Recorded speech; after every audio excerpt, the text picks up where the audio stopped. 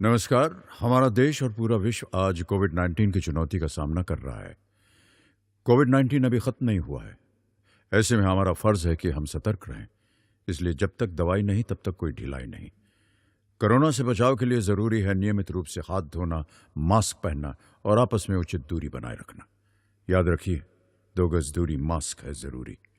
खांसी, बुखार या सांस लेने में कठिनाई होने पर हेल्पलाइन नंबर 1075 पर संपर्क करें। प्रिय विद्यार्थियों, क्लास 12 आप समझ रहे हैं रे ऑप्टिक्स, किरण प्रकाश की, उसका आज पार्ट 2 हम समझने जा रहे हैं। मैं हूं पवन द्विवेदी, शासकीय उच्चतर माध्यमिक विद्यालय कोटरा सुल्तानाबाद भोपाल। दर्पण समीकरण से, दर्पण समीकरण आपने 10th में ये पढ़ा है, इसका डेरिवेशन नहीं था 10th में। 1/f = 1/v + 1/u। आप समझ चुके हैं कि u वस्तु की दूरी कहलाती है, v प्रतिबिंब की दूरी कहलाती है और स्मॉल f फोकस दूरी कहलाती है। दर्पण समीकरण को समझने से पहले हम अवतल दर्पण से इस डेरिवेशन को करने जा रहे हैं। तो सबसे पहले हम एक स्थिति को समझ लेते हैं जब अवतल दर्पण के सामने वस्तु अनंत और वक्रता केंद्र के बीच में स्थित हो। 6 स्थितियां अवतल दर्पण की होती हैं जिनमें प्रतिबिंब बनते हैं। उनमें से दूसरी स्थिति का प्रतिबिंब रे डायग्राम किस तरह से बनता है उसको हम पहले समझ लेते हैं, फिर उसी के माध्यम से हम दर्पण समीकरण को निकालेंगे, उसका व्यंजक निकालेंगे। तो ये स्थिति क्या है? 6 स्थितियों में से दूसरी स्थिति है। ये एक अवतल दर्पण है, ठीक है। अवतल दर्पण के सामने एक वस्तु ए बी रखी हुई है जो कि वक्रता केंद्र से परे है, या हम ये कह सकते हैं अनंत और वक्रता केंद्र के बीच में स्थित है। तो इससे प्रतिबिंब कैसे बनता है? ये मुख्य अक्ष है, ये फोकस है, ये वक्रता केंद्र है। मुख्य अक्ष के समानांतर आने वाली प्रकाश की किरण दर्पण से परावर्तन के बाद नियमानुसार फोकस से होकर चली जाती है। दूसरी प्रकाश की किरण वक्रता केंद्र सी से होकर जाती है, और जो वक्रता केंद्र सी से होकर जाती है नियमानुसार वो उसी मार्ग से वापस लौट जाती है। ये दोनों यहां प्रतिच्छेद करती हैं, यहां वस्तु का प्रतिबिंब बनता है a dash b dash. b का प्रतिबिंब b बिंदु का b डैश और a का a डैश, यहां लंब डाला जाए तो ab का प्रतिबिंब a डैश b डैश होता है, जो कि वक्रता केंद्र और फोकस के बीच में बनता है, ठीक है। अब इसी डायग्राम से हम दर्पण समीकरण को निकालेंगे। यह वास्तविक बनेगा, उल्टा बनेगा और वस्तु से छोटा बनेगा। तो देखिए, ये हमारा डायग्राम जिसको आप समझ चुके हैं कि इस तरह से इसमें प्रतिबिंब बन रहा है C और F के बीच में। हमने ये मान लिया कि MPN, यहां से डेरिवेशन आप शुरू करेंगे।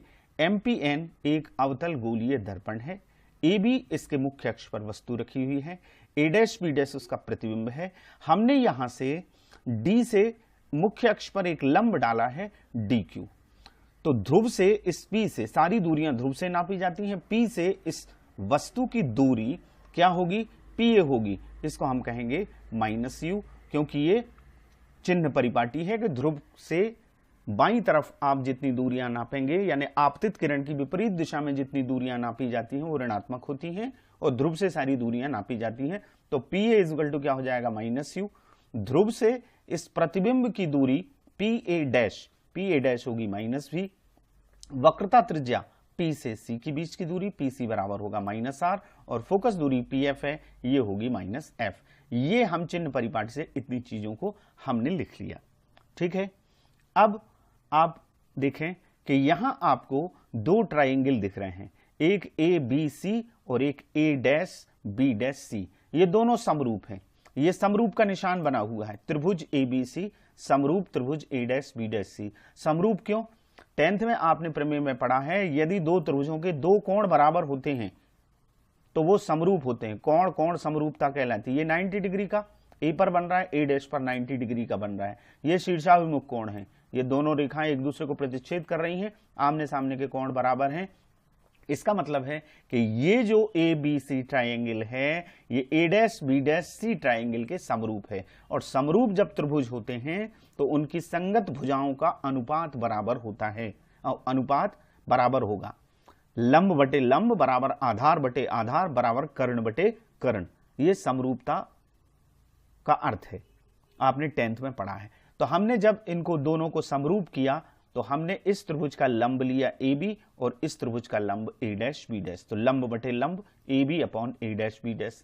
आधार इसका क्या है, ए बी सी त्रिभुज का सी ए, तो सी ए, और इसका आधार क्या है ए डैश सी, तो सी ए अपॉन ए डैश सी, ये हमारा समीकरण 1 आ गया। अब देखिए ये हमने लंब डाला था डी क्यू, तो हमारा एक ट्राइंगल है डी क्यू एफ और एक है ए डैश बी डैश एफ, ये दोनों भी समरूप हैं। वही कहानी यहां भी है, दो कोण इनके बराबर हैं इसलिए समरूप हैं। तो इसका लंब डी क्यू बटे इसका लंब A dash B dash, D Q बटे ए डैश बी डैश बराबर इसका आधार क्यू एफ और इसका आधार ए डैश एफ या एफ ए डैश हम लिख सकते हैं, ये दोनों बराबर होंगे। ठीक है, अब आप ये डी क्यू को देख रहे हैं, ये इसके सामने है, ये एक आयत है बी डी क्यू ए या ए बी डी क्यू, ये क्या है, एक आयत है। ये आयत के आमने सामने की भुजाएं हैं और आयत के आमने सामने की भुजाएं क्या होती हैं, बराबर होती हैं। तो डी क्यू के बराबर हम क्या रख सकते हैं, ए बी, और ये डी बिंदु ध्रुव पी के अत्यंत समीप हो, यानी इसका द्वारक छोटा हो, जो कि f इक्वल टू आर बटे 2 में भी हमने माना था। द्वारक छोटा होगा तो ये क्यू एफ ये बिल्कुल फ्लैट होगा, तो ये क्यू एफ पी एफ के बराबर होगा। तो हम दो चीजों को यहां पर मान रख देंगे, डी क्यू की जगह हम ए बी लिख देंगे और क्यू एफ की जगह हम लिख देंगे पी एफ। तो हमारा इक्वेशन हो जाएगा A B upon A dash B dash equals to P F upon A dash F, ये ए डैश एफ। ठीक है, अब आप समीकरण 1 और 2 को देखें।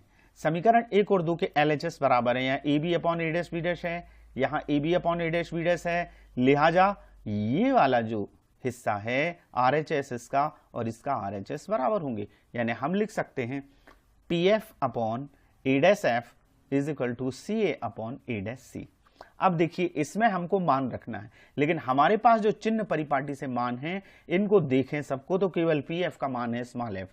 तो हम इनको जब हम मैथमेटिक्स जानते हैं तो हम इनको उन टर्म्स में चेंज कर सकते हैं जो वैल्यूज हमें पता हैं। तो हम कैसे चेंज करेंगे, जरा इस चीज को आप गौर से समझ लें। पी एफ की जगह तो पी एफ आया, अब ए डैश एफ देखिए आप डायग्राम में ये है, यदि हम पी ए डैश में से पी एफ को घटा दें तो ए डैश एफ आ जाएगा। तो हमने पी ए डैश में से पी एफ को घटा दिया। अब यहां आप देख रहे हैं सी ए है, सी ए की वैल्यू हमको निकालना है। सी ए कहां है, ये है सी ए। पी ए में से यदि इतना हिस्सा पी सी हिस्सा, पी से ए तक ये दूरी है, पी सी हिस्सा हम इस दूरी में से घटा दें तो हमारे पास ए सी आ जाएगी। तो ए सी की जगह हम रख सकते हैं P A minus P C. अब देखिए ए डैश सी है, यहाँ ए डैश सी ये है, यहां से अंत तक लीजिए तो पी सी में से आप पी ए डैश को घटा दीजिए, पीसी में से पी ए डैश घटा देंगे तो ये ए डैश सी का मान आएगा। तो ये वैल्यूज हमने रख दी, यानी अब ये हमारा समीकरण उस फॉर्म में आ गया जो मान हमारे पास हैं। हमारे पास पी ए का मान भी है, हमारे पास पी सी का मान भी है, हमारे पास पी ए डैश का मान भी है। वो वैल्यूज हम रख देंगे जो हमने सबसे पहले आपको बताई थी। पी ए की वैल्यू है वस्तु की दूरी, पी ए डैश है प्रतिबिंब की दूरी, पी सी है वक्रता त्रिज्या माइनस आर और पी एफ है माइनस एफ। ये वैल्यूज अब तक हमने जो किया वो ये था, हमने यहां पर समीकरण 4 में ये वैल्यूज रखी। पी एफ की जगह वैल्यू क्या है, माइनस एफ है। यहां पी ए डैश की वैल्यू माइनस भी है, ये माइनस लगा है, ये हमने माइनस लगाया। पी एफ की वैल्यू फिर रखी माइनस एफ, पी ए की value minus U, P C की वैल्यू माइनस आर, ये वाला माइनस ये लगा हुआ है, पी सी की वैल्यू फिर minus R, P A dash की माइनस बी। इसको सॉल्व कर लीजिए, जहां जहां दो माइनस हैं वहां प्लस हो जाएगा। देखिए यहां नीचे वी प्लस एफ आएगा, यहां u प्लस कैपिटल आर आएगा, यहां r प्लस वी आएगा। तो ये इक्वेशन हो जाएगा इस तरह से, minus F upon minus V plus F, यहां आएगा minus U plus R upon minus R plus V. अब इसका तिर्यक गुणा कर लीजिए, तिर्यक गुणा करेंगे तो माइनस आर का एफ में गुणा किया तो प्लस आर एफ आएगा, ये वी का माइनस एफ में गुणा हुआ तो माइनस वी एफ आएगा। यहां गुणा करिए, माइनस यू का माइनस वी में करा तो प्लस यू भी आएगा, फिर माइनस यू का हमने एफ में किया तो माइनस यू एफ, आर का हमने माइनस वी में किया तो माइनस आर भी, और आर का एफ में किया तो आर एफ आ गया। ठीक है, आप ये कर सकते हैं कि इस आर एफ से इस आर एफ को आप कैंसिल कर दीजिए। ठीक है, बाकी यू भी को इसी तरफ रहने दीजिए, बाकी सबका पक्षांतर कर लीजिए। तो यू एफ जब इस तरफ आएगा तो प्लस का हो जाएगा, आर भी जब इस तरफ आएगा तो प्लस का हो जाएगा, इस तरफ यू भी बचेगा। अब आप एक चीज जानते हो, आर जो है वो 2f के बराबर होता है, वक्रता त्रिज्या फोकस दूरी की दुगनी होती है, या गोलीय दर्पण की फोकस दूरी वक्रता त्रिज्या की आधी होती है। तो r बराबर 2f हो गया।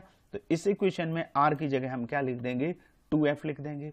तो हमारा समीकरण हो जाएगा u भी, इस u भी को हमने इस तरफ कर लिया, माइनस vf, ये माइनस है, minus vf plus uf plus 2f भी, ये 2f मान रखा है इसका। अब 2f भी में से ये एक f भी, ये माइनस का है, यहां देखिए आप, ये माइनस है, तो 2f भी में से एक vf जाएगा, तो क्या आ जाएगा, vf बचेगा। तो u भी बराबर uf प्लस f भी। इस पूरे समीकरण में इतना जो बचा, इसमें uvf का भाग दे दीजिए। uvf का जब भाग देंगे आप, तो इस तरफ देंगे तो uv अपॉन uvf, यहां देंगे तो uv अपॉन uvf और fv अपॉन uvf। तो यहां ये uv से uv कैंसिल हो जाएगा, यहां ये uf से u और f कैंसिल हो जाएगा, नीचे v बचेगा, ये vf से ये vf कैंसिल हो जाएगा, 1/u बचेगा। ठीक है, तो हमारा फाइनल जो आ गया वो आ गया 1/f is equal to 1/v plus 1/u। इसको हम कहते हैं दर्पण समीकरण। इस तरह से हमने दर्पण समीकरण को प्रूफ कर दिया। ठीक है, अब हम बात करते हैं रेखीय आवर्धन की। देखिए, आपने देखा होगा 6 स्थितियां आपने पढ़ी होंगी। तो वस्तु जब दर्पण के सामने रखी होती है तो उसका प्रतिबिंब बनता है। अवतल दर्पण में सारे प्रकार के प्रतिबिंब बनते हैं, वास्तविक भी बनते हैं, आभासी भी बनते हैं, छोटे भी बनते हैं, बड़े भी बनते हैं, बराबर बनते हैं। उत्तल दर्पण में लेकिन छोटे प्रतिबिंब बनते हैं और सीधे बनते हैं। आपने ये भी समझ लिया है कि जो सीधे बनते हैं वो आभासी होते हैं, जो उल्टे बनते हैं वो वास्तविक होते हैं। तो प्रतिबिंब की लंबाई या ऊंचाई, साइज, और वस्तु की साइज के अनुपात को गोलीय दर्पण का रेखीय आवर्धन या लीनियर मैग्निफिकेशन कहते हैं। ठीक है, इसको नोट कर लिया जाए। प्रतिबिंब की लंबाई या ऊंचाई, वस्तु की लंबाई और ऊंचाई के अनुपात को हम क्या कहते हैं, रेखीय आवर्धन, साइज के अनुपात को। तो यदि प्रतिबिंब की ऊंचाई मान लीजिए h डैश है और वस्तु की ऊंचाई h है, तो रेखीय आवर्धन को स्मॉल m से शो करते हैं। अकॉर्डिंग टू डेफिनेशन क्या होगा, रेखीय आवर्धन बराबर प्रतिबिंब की ऊंचाई बटे वस्तु की ऊंचाई। तो ये हो जाएगा m बराबर h डैश अपॉन h। ये रेखीय आवर्धन का परिभाषा से फार्मूला है, परिभाषा से हमने निकाला। अब इसका एक सूत्र और निकलता है, वो कैसे निकलता है आगे हम देखेंगे। इसे m is equal to I upon O भी लिखा जाता है। I for image, O for object, size of image upon size of object is called the linear magnification of mirror. ठीक है, लेंस में भी ये होता है। तो हम इस रेखीय आवर्धन का फार्मूला निकालते हैं। उसके लिए हमने एक डायग्राम बनाया। वस्तु का प्रतिबिंब कैसे बनता है, 4 नियम हैं प्रतिबिंब रचना के, उनमें से 2 किरणें जहां प्रतिच्छेद कर देती हैं वहां वस्तु का प्रतिबिंब बनता है। ये ए बी वस्तु रखी है गोलीय दर्पण के सामने, इसका प्रतिबिंब ए डैश बी डैश वक्रता केंद्र फोकस के बीच में बन रहा है। बनने का तरीका क्या है, पहली किरण ये तिर्यक रूप से ध्रुव पर आपतित होती है, तो परावर्तन के नियमों का पालन करते हुए आपतन कोण बराबर परावर्तन कोण, ये तिर्यक दिशा में चली जाती है, आई और आर बराबर होते हैं। दूसरी वक्रता केंद्र सी से होकर जाती है तो उसी मार्ग से वापस लौट जाती है। यहां बी डैश पर एक दूसरे को प्रतिच्छेद करती है, वहां प्रतिबिंब बन रहा है। हमें रेखीय आवर्धन निकालना है, वही है ए बी सी जो त्रिभुज है वो ए डैश बी डैश पी, ये जो ए बी पी है ये बड़ा वाला ट्राइंगल ए बी पी और ए डैश बी डैश पी ये हमको लेना है। ये दोनों समरूप हैं, समरूप है तो इनकी संगत भुजाओं का अनुपात क्या होगा, बराबर होगा। तो इसका लंब ए बी बटे इसका लंब ए डैश बी डैश, इसका आधार पी ए और इस वाले त्रिभुज का आधार पी ए डैश, ये बराबर होगा। हम इसको ऐसा भी लिख सकते हैं, इसको पलटा दीजिए, इमेज को हमें ऊपर लाना है, साइज ऑफ इमेज को ऊपर लाना है। तो A dash B dash upon A B, तो ये भी पलट जाएगा P A dash upon P A. Dash B dash क्या है, ये लंबाई है किसकी, प्रतिबिंब की। चिन्ह परिपाटी से हम इसको समझ लेते हैं। ए डैश बी डैश है माइनस एच डैश, ये प्रतिबिंब की लंबाई है। और ए बी क्या है, ए बी है वस्तु की लंबाई, ये प्लस में रहेगी। वाई अक्ष आप जानते हैं, नीचे नेगेटिव होता है ऊपर पॉजिटिव होता है। और गोलीय दर्पण की ये चिन्ह परिपाटी है, जितनी दूरियां ऊपर की तरफ नापी जाएंगी वो प्लस रहेंगी, जितनी नीचे की तरफ नापी जाएंगी वो माइनस रहेंगी। तो ए डैश बी डैश नीचे की तरफ है तो माइनस एच है और ए बी प्लस एच है। पी ए डैश ये प्रतिबिंब की दूरी है, इसको माइनस वी कहते हैं। और पी ए ये वस्तु की दूरी है, ये ध्रुव से वस्तु की दूरी -u और पी ए डैश -v। ये सारी बातें, ये सारी चीजें यहां रख दीजिए, वैल्यूज आप मान रख दीजिए। तो हमारा इसमें मान रखेंगे तो आएगा -h dash upon h equals to -v upon -u। अब 3 माइनस होगा यहाँ, ये माइनस से इस माइनस को कैंसिल कर दीजिए, माइनस ऊपर चला जाएगा, h dash upon h is equal to हो जाएगा -v अपॉन u। अब आप जानते हैं h डैश अपॉन h परिभाषा से क्या होता है, रेखीय आवर्धन m। अभी हमने पढ़ा है प्रतिबिंब की लंबाई और वस्तु की लंबाई का अनुपात, तो ये m है, तो m इज इक्वल टू क्या आता है, -v अपॉन u। ये रेखीय आवर्धन का एक और फार्मूला है। इस चैप्टर में से बहुत सारे न्यूमेरिकल पूछे जाते हैं, इसलिए रेखीय आवर्धन हो, f is equal to r/2 हो या दर्पण समीकरण हो, इनको आपको ध्यान रखना जरूरी है। और किस तरह से सवाल किए जाते हैं, जब हम करते हैं तो जो चीजें दी रहती हैं उनको हम चिन्ह सहित रखते हैं, और जिसको ज्ञात करना होता है उसका चिन्ह नहीं लगाते, आंसर में चिन्ह सहित आंसर आ जाता है। यदि वस्तु की दूरी निकालना है, प्रतिबिंब की दूरी निकालना है, तो आप v को या u को निकाल रहे हैं तो उसके आगे आप माइनस प्लस नहीं लगाएंगे, माइनस प्लस के साथ आंसर आ जाएगा। चलिए नेक्स्ट कॉन्सेप्ट हम देख लेते हैं, अपवर्तन। देखिए अपवर्तन 10th में आपने पढ़ा है। अपवर्तन का सिंपल सा मतलब है कि माध्यम बदलने पर प्रकाश की किरण अपना रास्ता बदल देती है। आपने देखा होगा, कांच के गुटके का प्रयोग किया होगा। यदि प्रकाश, ये देखिए कांच की स्लैब से प्रकाश यहां डाला जा रहा है तो ये इसको यहां से जाना चाहिए, लेकिन ये अपना रास्ता बदल देता है, अपने मार्ग से ये विचलित हो जाता है। इसको कहते हैं प्रकाश का अपवर्तन। जैसे प्रकाश की किरण वायु जो विरल माध्यम होता है उससे कांच में प्रवेश करती है तो अभिलंब की ओर झुक जाती है, और कांच से वायु में जाती है तो अभिलंब से दूर हट जाती है। तो अपवर्तन का मतलब कई दैनिक जीवन में उदाहरण होते हैं। आप एक कांच की छड़ को, ये स्ट्रा डला हुआ है कांच के ग्लास में, यदि आपको देखेंगे तो ये आपको तिरछा हुआ दिखाई देता है, तिरछा दिखता है। कांच का सिक्का एक ग्लास में डालिएगा और उसको आप तिरछा देखिएगा, कांच का सिक्का थोड़ा सा ऊपर दिखेगा। तालाब की तली जो है वो थोड़ी सी ऊपर उठी दिखाई देती। मछली तालाब में जहां होती है उससे कुछ ऊपर दिखती है, उसका आभासी प्रतिबिंब ऊपर दिखाई देता है। इन सब चीजों के कारण प्रकाश का अपवर्तन है। जब कोई प्रकाश किरण एक माध्यम से दूसरे माध्यम में प्रवेश करती है, यह डेफिनेशन है अपवर्तन की, तो वह अपने मार्ग से विचलित हो जाती है। इस घटना को हम क्या कहते हैं, प्रकाश का अपवर्तन। इसको हम आगे और समझेंगे। तो अपवर्तन में क्या होता है कि जब विरल माध्यम से सघन माध्यम में प्रकाश की किरण जाती है तो अभिलंब की ओर झुकती है। यहां देखिए, अब सारी चीजें आप समझ लीजिए। जो किरण यहां पड़ती है उसको कहते हैं आपतित किरण, ये कहलाता है अभिलंब। जो अभिलंब की तरफ झुकी विरल से सघन में जाने पर यह अपवर्तित किरण है। आपतित किरण और अभिलंब के बीच में जो कोण बनता है उसको आपतन कोण कहते हैं, और अपवर्तित किरण और अभिलंब के बीच में जो कोण बनता है उसको कहते हैं अपवर्तन कोण। विरल से सघन में जाती है तो अभिलंब की ओर झुकती है, और सघन से विरल में जाती है तो अभिलंब से दूर हटती है। ये इतनी झुक गई, यहां ये कोण बना R और ये यहां कोण बना R। इसको ऐसे जाना चाहिए था यदि ये माध्यम नहीं होता। तो माध्यम बदलने पर रास्ता बदल देती है। प्रकाश की चाल में परिवर्तन इसका कारण है।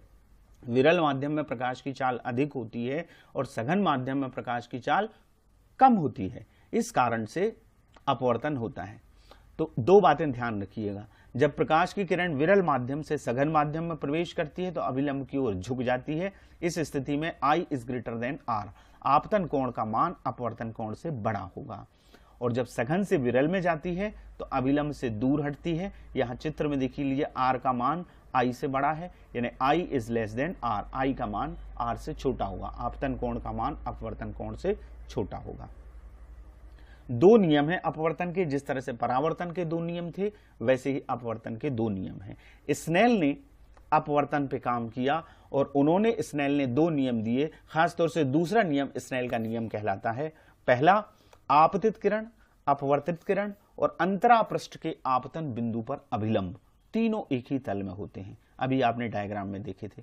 दूसरा नियम यह है, किन्हीं दो माध्यमों के युगल के लिए, किन्हीं दो माध्यमों के लिए आपतन कोण की ज्या, ज्या का मतलब होता है साइन, साइन I, और अपवर्तन कोण की ज्या का अनुपात स्थिर होता है, एक स्थिरांक होता है, जिसे पहले माध्यम के सापेक्ष दूसरे माध्यम का अपवर्तनांक रिफ्रैक्टिव इंडेक्स कहते हैं। इसे n से या म्यू से प्रदर्शित करते हैं। और ये जो दूसरा नियम है, ये पूरा नियम स्नेल के नियम से भी जाना जाता है।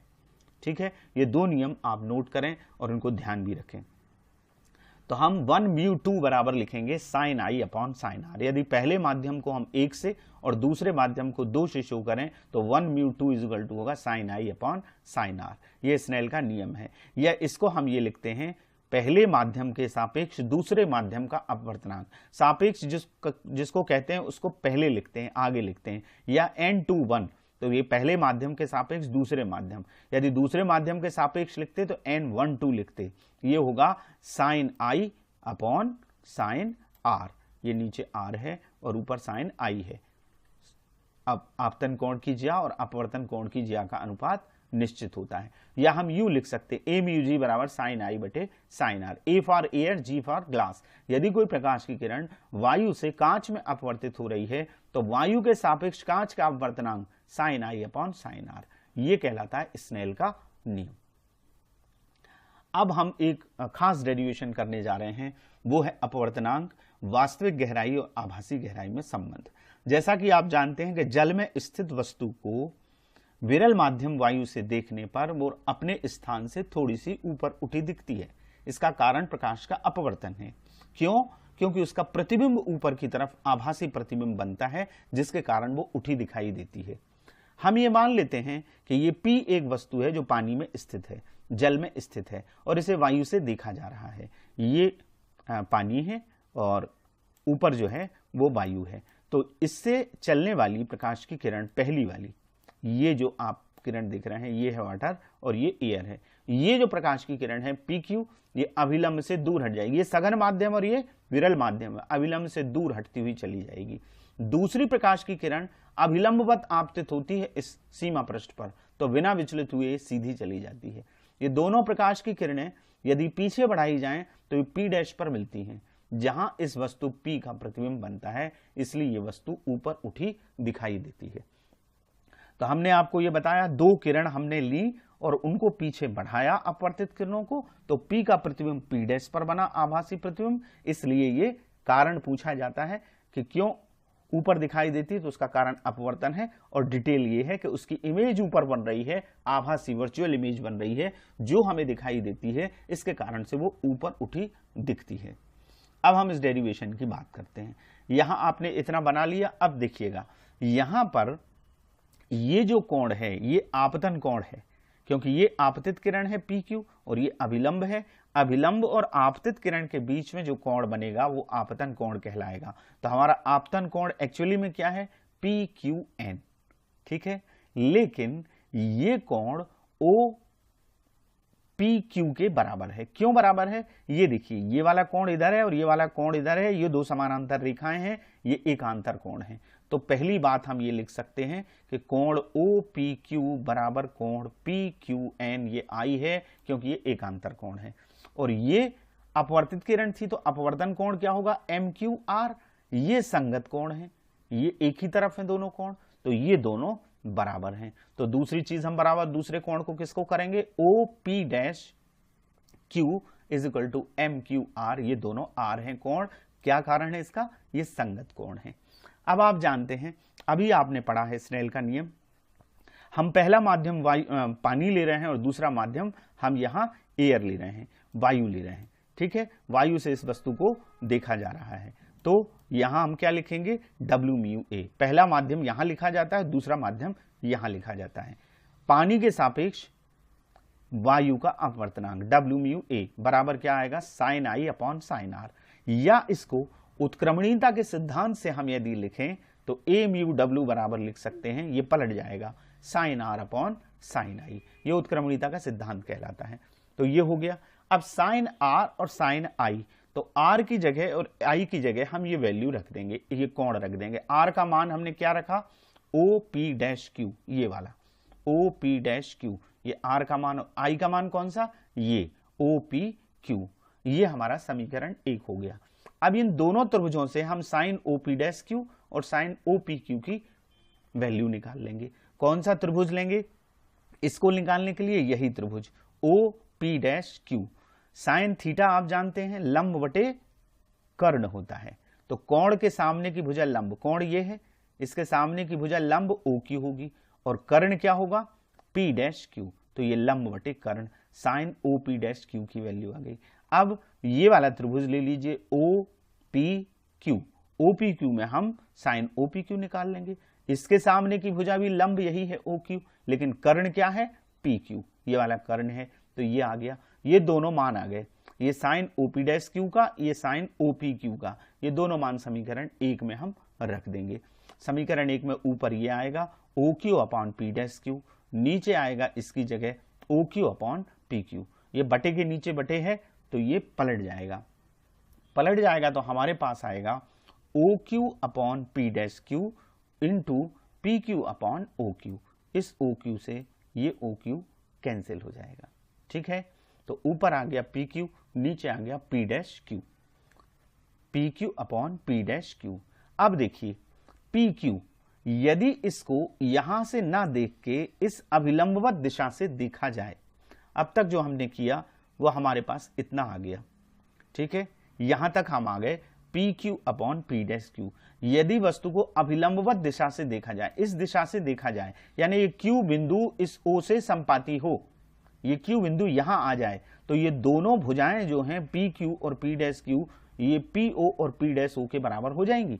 यानी क्यू बिंदु ओ के अत्यंत निकट होगा, तब क्या होगा P Q is approximate equal to, लगभग बराबर होगा पी ओ के। ये जो पी क्यू, इस लाइन को हमने ऐसा कर दिया, इसके ऊपर कर दिया, इसके ऊपर कर दिया, तो ओ और क्यू पास पास हो गए।